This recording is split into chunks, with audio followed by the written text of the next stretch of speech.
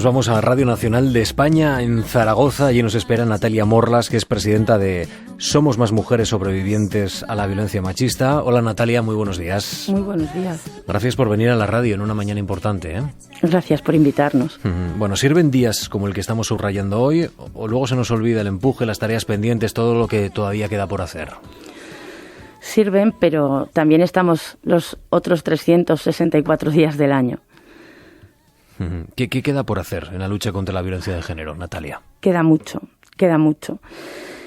Queda que la justicia y las instituciones legislen y promulguen actuaciones para las víctimas, porque los maltratadores gozan de atenuantes en los juicios y eso tiene que terminar. Gozan de beneficios penitenciarios. Eso no puede ser. Las condenas no las cumplen íntegras.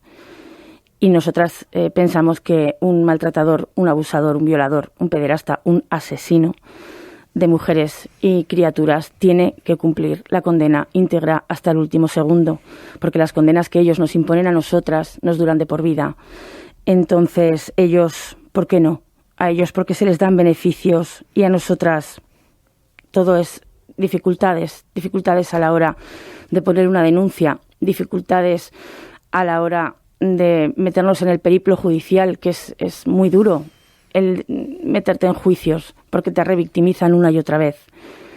Dificultades cuando se hacen nuevas leyes, porque la ley nueva que acaban de sacar, al final del todo hay un parrafito que pone que si el juez motiva lo suficiente su decisión, podrá dar visitas a los maltratadores. Estábamos como estamos. No ha cambiado nada. Antes también se le daban visitas a los maltratadores. Se ha prohibido el SAP, pero no sus múltiples acepciones con las que nos denominan a las mujeres. Entonces nos queda tantísimo por hacer.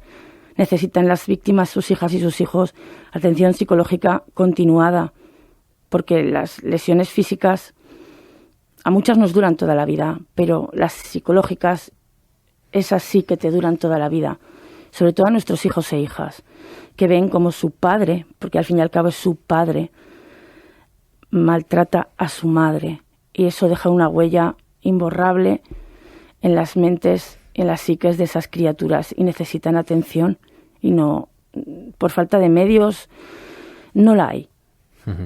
Natalia, estamos hablando de varias fases de la atención a la víctima, pero cuando una persona, una mujer está en ese infierno, ¿qué es lo que necesita para salir de él? ¿Cuál es esa mano? ¿Qué empuje? ¿Qué necesita también de las autoridades, de las instituciones, probablemente también de su familia para poder salir de esa realidad?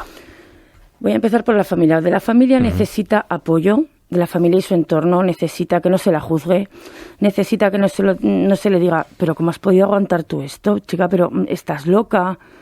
No nos juzguéis. La aguantamos porque el maltratador no te pega 2 tortas el primer día que te conoce.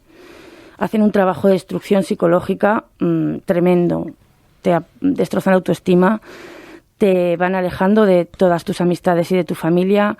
Te llegas a creer que no vales para nada y que eres una inútil y que qué harás tú si un día él te deja, o tu gran salvador, ¿no? Y necesitan ser arropadas, ser apoyadas, saber que son queridas y que las van a volver a abrazar sin ningún tipo de reproche. Y de las autoridades, como te digo, las condenas ejemplares, ejemplarizantes y ejemplarizadoras, porque las condenas que se le ponen son irrisorias. Hay maltratadores que cumplen los trabajos a la comunidad en centros escolares, habiendo maltratado a criaturas. Los atenuantes fuera, la suspensión de los beneficios penitenciarios, permisos y módulos de respeto, ventanillas únicas para evitar que se nos revictimicen los juzgados una y otra vez, la comunicación interjudicial, interjuzgados.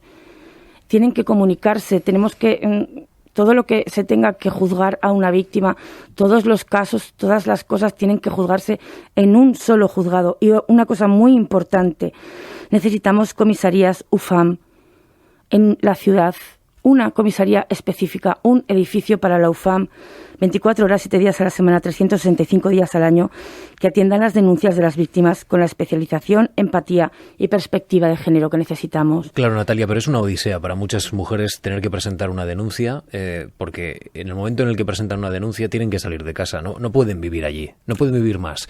Pero ¿se les atiende bien? Es decir, ¿se permite una red para que estas mujeres puedan salir automáticamente, estén en el anonimato, empiecen ya a cuidarse? ¿Esto es así o no? Pues en la mayor parte de los casos no. Tienen que adjudicarles un nivel de riesgo muy alto. Uh-huh. Y como hemos podido desgraciadamente comprobar este año, ha habido víctimas asesinadas que tenían un nivel de riesgo bajo. Es que no le puedes confiar la vida de la gente a un algoritmo mecánico de un ordenador. Por eso se hacen falta las unidades UFAM, porque son personas que tratan a personas que hablan con personas, que determinen el riesgo real que tienen esas personas porque hablan, porque les cuentan, porque les explican no solo lo que ha ocurrido ese día, porque si solo cuentas lo que ha ocurrido ese día es lo que se va a juzgar, sino que les ayuden a trazar una línea de tiempo y con todos los datos, con todo el tiempo necesario, designen el nivel de riesgo que tiene esa mujer. Yo creo que así moriríamos menos. Uh-huh. Natalia, no sé si a veces una respuesta lenta de los jueces, de la administración, obliga a las ONGs, a las asociaciones como la que tú presides, a convertiros en la primera red de ayuda, de asistencia a estas personas. ¿Sentís que estáis ocupando un espacio que deberían ocupar o debería ocupar el Estado? Sí y no. Me explico. Uh-huh. Por supuesto que las instituciones y el Estado tendrían que ayudar muchísimo más a las mujeres de lo que las ayudan. De hecho, estuvimos antes de ayer en Madrid reunidas con otras asociaciones y el Ministerio de Igualdad, porque creemos que lo que se está haciendo es insuficiente y así lo manifestamos. Pero también la voz de las víctimas que hemos pasado por esto y que hemos sobrevivido a esta violencia es muy importante, porque las mujeres confían en nosotras. Uh-huh. Saben que hemos pasado lo mismo que han pasado ellas y con nosotras se abren más y se explayan más. Y tienen esa confianza de contarte cosas porque saben que como tú las has vivido, las vas a entender perfectamente y no las vas a juzgar. Por eso creemos que la intervención de las asociaciones como la nuestra, en el momento en el que una víctima da la cara y comienza su trayectoria desde que denuncia, es importante, porque las acompañamos a todo, las apoyamos en todo, a llevar al cole a los niños, al juzgado, al médico, porque se saben comprendidas, se saben apoyadas y sobre todo saben que no las vamos a juzgar. Entonces creo que esto ya sería un sueño maravilloso, sería el llegar a una colaboración perfecta. Uh-huh. Uh-huh. ¿Quién ayuda? ¿Quién ayuda? Es decir, ustedes ayudan, pero ¿quiénes les están ayudando? ¿A nosotras? Uh-huh. Pues si te refieres económicamente, nadie. Nosotras no contamos con partidas presupuestarias ni cosas de esas, como nos atacan día sí día también en las redes, ¿no? No somos ningún chiringuito ni vivimos de paguitas. ¿En las redes les atacan? ¿En las redes les atacan? Sí, bueno, nos acusan de chiringuitos, de vividoras, de vivir de las paguitas del Estado y eso no es cierto. Solicitamos alguna subvención, realmente lo que nos llega es muy poco, porque, bueno, pues supongo que porque no hay. Entonces nosotras sobrevivimos de las cuotas de las socias, son 15 euros al año, la que puede. La mayor parte está en una situación económica bastante mala y evidentemente no pueden ni pagar 15 euros al año. Y también tenemos alguna donación particular y entendemos que es complicado porque la situación económica del país está muy, muy mal. Entonces a nosotras pues nos ayudamos como podemos entre todas, ¿no? Y sobrevivimos como podemos, no tenemos una oficina, no tenemos una sede donde poder recibir a las mujeres que se ponen en contacto con nosotras y lo que hacemos pues nos vamos como si fuéramos un grupo de amigas a tomar un café.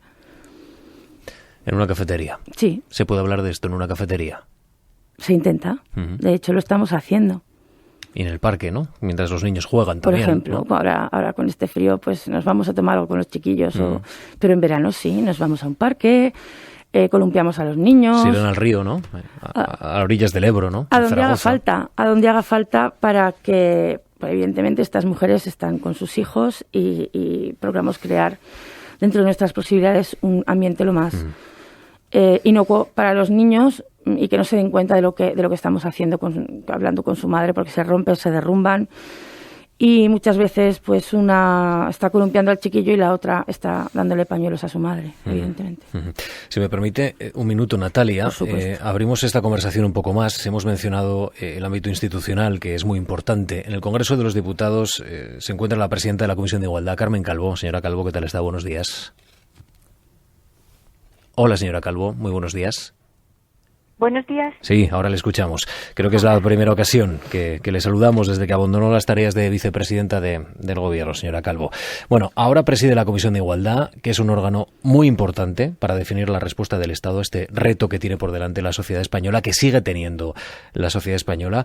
En su opinión, ¿qué hay que hacer para fortalecer la respuesta institucional a la violencia de género, a la violencia machista? ¿Qué es lo más urgente, en su opinión, ahora mismo? Lo primero que quiero decir que este es el asunto más sangrante que tiene la convivencia y la democracia española, porque estamos hablando de asesinatos, estamos hablando de violencia, y conviene que lo aseveremos con esta gravedad, porque si no, estamos en un debate político en el que hay partidos políticos que niegan esta violencia. Activa a las mujeres al camino que tienen que hacer de abrirse, de pedir ayuda, de poder contarlo y de que el conjunto de la sociedad, con las instituciones a la cabeza, podamos sacarla de esa situación. Conviene que lo digamos, porque estamos viendo retrocesos en dos sentidos. Uno, muchas de las mujeres que son asesinadas o que sufren violencia muy grave no denuncian, lo que significa que la conciencia social se está debilitando, y se está debilitando porque el fascismo de nuestro país ha decidido que en su agenda política hay que negar la desigualdad, hay que negar la violencia, hay que hacer una atacada injuriosa incluso contra las víctimas, padres, madres, hijos, hijas de las mujeres que hayan sido asesinadas. Y esto es muy importante, porque con esta tragedia no se acaba solo porque cada día tengamos más instrumentos, que los tenemos y muchos que quedan, sino porque hay una gran conciencia de que esto es insoportable, como la tuvimos para otro tipo de terrorismo, porque esto es un verdadero acto de terrorismo cuando alguien piensa que otro le pertenece porque no hace lo que quiere, hasta el punto de la desaparición del asesinato. Y luego yo creo que tenemos un gran pacto político en el que evidentemente el fascismo no está y que tenemos que seguir desarrollando, pero si usted me lo permite diré que hay que hacer también algo más. Nos tenemos que preguntar si tenemos que buscar instrumentos de navegación contra la violencia en otros sitios donde todavía no hemos reflexionado, porque no paramos los datos. Las mujeres jóvenes están sometidas a esta violencia, no es solo un asunto de mentalidades evidentemente arcaicas, machistas, que podemos pensar que forman parte de otra España que no es esta España democrática. No es verdad. Tenemos a los chicos jóvenes también inmersos en esta violencia. Luego yo creo que hay que poner más foco en la educación y en la prevención, un gran parón de todos y particularmente de los hombres en esta lucha. Los hombres son muy importantes. La inmensa mayoría de los hombres son hombres demócratas, respetuosos, y son una minoría de violentos. Los hombres son los que tienen que alzar la voz, porque las mujeres somos el objeto de esa violencia y no podemos seguir construyendo una imagen de mujeres víctimas continuamente. Las mujeres somos ciudadanas, somos mujeres poderosas, independientes, somos seres libres. No podemos seguir taladrando sobre esa idea de las mujeres como seres inferiores y víctimas. Son víctimas las de violencia y los hombres son una pieza capital. A mí me gustaría un 25 de noviembre donde las mujeres no salgamos y los que salgan a la calle sean los hombres, a decir que esto hay que pararlo. Señora Calvo, ¿por qué el capítulo legal que está impulsando el Gobierno, en su opinión, va tan lento? Todavía las grandes reformas anunciadas, la reforma del Código Penal, por ejemplo, está en proyecto, no han visto la luz 2 años después de trabajos parlamentarios. Pues mire, la ventaja de tener un pacto político como el que alcanzamos es que los dos grandes partidos, es decir, los que tienen más escaños, que son mi partido y el Partido Popular, se pusieron de acuerdo.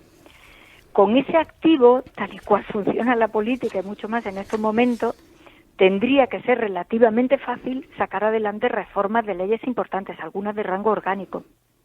Porque es verdad que con solo las modificaciones legales no acabamos con esto, porque esto requiere de una visión absolutamente global de todo. Conciencia, medios de comunicación, el movimiento de los hombres es muy importante. Es que insisto en esto. ¿Sabe usted es varón? ¿Sabe usted lo que le puede impresionar a otro varón violento o que anda en esas actitudes, que sean 20 varones de su entorno lo que les diga, ¿tú qué estás haciendo? ¿Tú qué piensas que es esto y qué piensas que es esa mujer con la que tienes relaciones o compartes la vida? Y es que eso es muy efectivo. Entonces yo creo que no tiene que haber ningún problema, porque los dos partidos que tienen más escaños firmaron ese pacto. Luego esas reformas no tendrían que tardar ni tendrían que encallarse en ningún sitio, a pesar de que otras son muy difíciles de sacar adelante. Esa no sería. Con solo eso no es que lo podamos conseguir. Pero eso es muy importante para seguir. Carmen Calvo, presidenta de la Comisión de Igualdad del Congreso de los Diputados. Gracias por acompañarnos en esta mañana. Íñigo, ¿yo podría decirle algo a la señora Calvo? Sí. ¿Sí? Señora Calvo está todavía... le presento, Natalia Morlas, presidenta de Somos Más Mujeres Sobrevivientes a la Violencia Machista. Le está escuchando desde Radio Nacional de España en Zaragoza. Señora Calvo, un placer hablar con usted. Igualmente. Yo soy una mujer sobreviviente a la violencia machista. Estuve 7 años en una relación de violencias machistas, porque se ejercen muchas violencias machistas cuando vives con un maltratador. Yo creo que, si me permite, con todo el respeto que le tengo a usted, lo primero que tienen que hacer para que las mujeres nos decidamos a denunciar, y vaya por delante que yo opino que el 90% de los hombres de la sociedad son buenos, el otro 10% son los malos, solo que los malos hacen más ruido. Me niego a meter a todos los hombres en el mismo saco.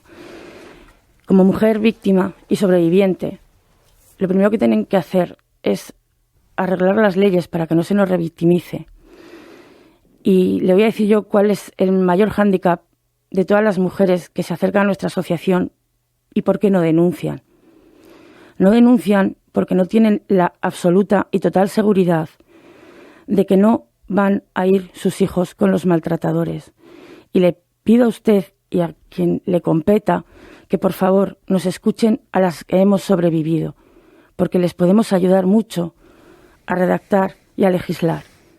Una mujer es un animal que defiende a sus cachorros, y cuando una mujer tiene la más mínima posibilidad de que esos cachorros vayan con el señor que los ha estado maltratando junto con ella en su casa y se van a ir solos, esa mujer se echa para atrás y sigue aguantando que le peguen, que la violen, que la maltraten física y psicológicamente, antes de consentir que sus criaturas se vayan con un señor entre 4 paredes sin la protección que le da su madre.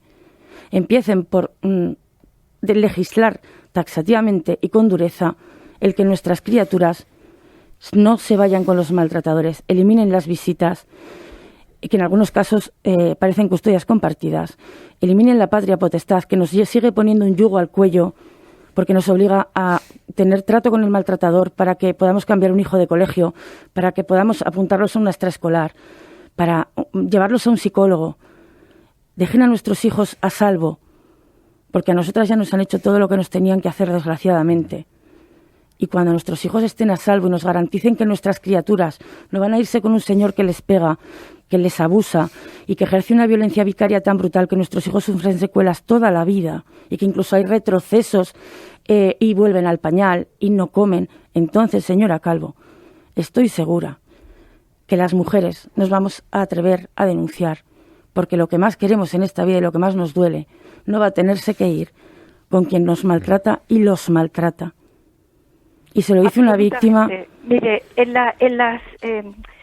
digamos que en el espacio donde las mujeres son sometidas a violencia, las hay evidentemente, y como usted bien ha descrito, yo también soy madre y lo puedo entender perfectamente, usted ha descrito a las mujeres que tienen hijos, están también las mujeres que no tienen hijos. Evidentemente. En el pacto Estado, efectivamente, y yo lo entiendo perfectamente, y además yo creo que nuestro país, y en esto animo a los ayuntamientos a que entren en el sistema Biogen. Nuestro país tiene un sistema que cuando funcione, y funciona bastante bien, está de manera preventiva protegiendo también a los menores que están en esas situaciones. En el Pacto de Estado hay decisiones de modificación del Código Civil que afectan justamente a lo que usted está diciendo. Y además hay medidas que hacen avanzar todavía más en la formación de nuestra judicatura. Porque en muchas ocasiones el problema que solemos encontrarnos también, y usted lo describe, es que no solamente es si tenemos una ley o una decisión jurídica para el caso concreto que usted bien describe, los menores que tienen que ir con su maltratador, que mantiene intacta la patria potestad, correcto, y en algunos casos incluso la custodia compartida, sino que necesitamos, efectivamente, como usted bien dice, necesitamos que todos los operadores jurídicos en nuestra administración de justicia estén formados en perspectiva de género, porque a veces la ley por sí sola y aplicada no afina al caso concreto, al caso en el que los niños verdaderamente corren peligro, donde los niños son escuchados, donde las madres avanzan el problema que se van a encontrar esos hijos en esas situaciones. Y necesitamos hombres y mujeres absolutamente sensibles y formados en todo el circuito de la justicia para que cuando la ley existe, que en muchos casos existe, se aplique bien. Porque nos encontramos en muchas ocasiones, en los últimos casos de mujeres asesinadas, denunció 3 veces y no se consideró que fuera objeto de protección. Claro. Bueno, pues ahí no ha fallado la ley, ahí ha fallado el lado humano, alguien en concreto que tenía que estar allí, que tenía que estar diciendo, me queda la seguridad de que esta mujer necesita protección o no. ¿Qué es lo que decimos muchas mujeres en este país? Hay 2 fallos. El primero, que no se escucha a los menores, porque no sabemos por qué no se les escucha hasta los 12 años, porque en el Estatuto de la Víctima no lo pone. Y el segundo, que el algoritmo informático que determina el riesgo no es una persona humana que escucha a las víctimas. Efectivamente. Por eso necesitamos unidades UFAM en todas las ciudades. Que necesitamos que algunos elementos de modificación, necesitamos 2 cosas. Una, que lo que ya tenemos de instrumental para trabajar, el elemento humano no falle, y esto al 100% nunca se consigue en esta vida para nada, pero tenemos que mejorar mucho, es decir, que la persona técnico o técnica que ya tiene el instrumento no falle y diga, no, esta mujer necesita protección. Es que estamos viendo casos de esta naturaleza, es que estamos viendo magistraturas que de repente dicen, no, que el niño vaya con el maltratador, cuando sabe perfectamente que puede, con instrumentos legales, decir que no vaya. Efectivamente. Y dice que sí vaya. Efectivamente, como usted y yo compartimos. Y esto ya depende de la formación y de la sensibilidad. Por eso yo decía al principio, cuando he intervenido, que necesitamos una conciencia mucho más contundente de todo esto, una conciencia general mucho más contundente, independientemente de que necesitemos tener todavía más leyes afinadas, pero necesitamos una conciencia muy contundente. Y más, yo añadiría más, mire, cuando ocurren estos errores, el nombre de la víctima siempre lo sabemos, pero cuando ocurren estos errores nunca sabemos quién ha cometido el error con nombre y apellidos. Y necesitaríamos saberlo, porque necesitamos pensar que el fallo humano nunca es evitable al 100%, pero que se producen muy pocos, que se produzcan muy pocos. Esto también es muy importante. Bueno, pues, y por eso yo decía que son leyes, pero es también una conciencia colectiva que a veces tengo la sensación de que se debilita. Y ahí es donde tenemos que ir afinando cada día más. Esto es lo que queríamos exactamente contraponer y además que colaboraran en una misma visión. Somos Zaragoza se pone a su disposición para cuando usted quiera y nos reunimos pues donde usted quiera. Siempre, porque yo llevo en esto toda mi vida, toda mi vida y toda mi vida voy a seguir. Así que yo me paso una parte muy importante de todo mi tiempo político recibiendo, escuchando, leyendo lo que me mandan de experiencia muy concreta e impulsando. Ya sabe, Carmen, disposición como es lógico. En el Congreso de los Diputados tendrá que recibir a Natalia Morlas, que es la presidenta de Somos Más Mujeres Sobrevivientes a la Violencia Machista. Queríamos juntar estas 2 miradas, la institucional y también la de las personas que diariamente están actuando contra la violencia de género y ayudando a las víctimas y creo que ha sido un intercambio de posturas, de pareceres, de miradas muy interesantes. Carmen Calvo, presidenta de la Comisión de Igualdad del Congreso de los Diputados, gracias por atendernos. Un saludo, muy buen día. Gracias. Y Natalia, gracias de verdad también por acercarte a la radio. Creo que tienes que ir ahora mismo al ayuntamiento. Sí, ahora nos iremos al ayuntamiento y bueno, luego recogemos un reconocimiento Menina por el trabajo que hace nuestra asociación, que bueno, estamos muy contentas, ¿no? Pero yo siempre digo que ojalá asociaciones como las nuestras no existieran. Claro. Y reitero que le dejo el guante encima de la mesa a la señora Calvo. No es el guante, tiene que llamar por teléfono. Llame por teléfono y le atenderá. Estamos en redes, puede contactar con nosotras cuando quiera, porque creo que aunar todas las opiniones, todas las voces, es que es imprescindible para la buena marcha de esta lacra, de eliminar esta lacra que es la violencia machista, y sobre todo para cuidar a nuestros hijos e hijas, porque no olvidemos que son el futuro, y tal y como se críen y se eduquen, que tiene que ser en igualdad de sororidad, es lo que vamos a tener el día de mañana. Natalia, ya sabes, 1:30 de AVE, solo, ¿eh? Mira, si estuvimos el viernes y fuimos súper cómodas. Y exponer las posiciones a Carmen Calvo, que ahí ha quedado en la antena de la radio. Gracias de verdad. Natalia Morlas, presidenta de Somos Más Mujeres Sobrevivientes a la Violencia Machista.